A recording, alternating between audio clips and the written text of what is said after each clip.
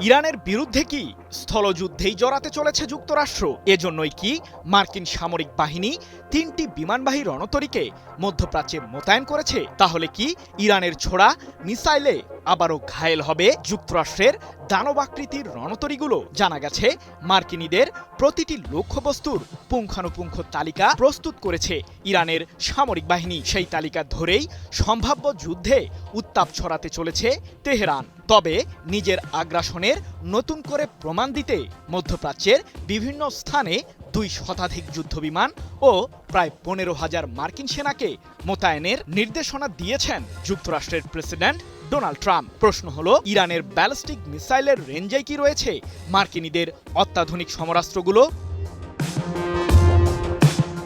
ইরানের বিরুদ্ধে যুক্তরাষ্ট্রের আগ্রাসনে উত্তাল মধ্যপ্রাচ্য।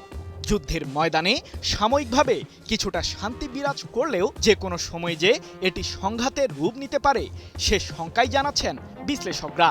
কারণ ২০ বছরেরও বেশি সময় পর মধ্যপ্রাচ্যে সর্বোচ্চ সামরিক বাহিনী মোতায়েন করেছে মার্কিন প্রশাসন।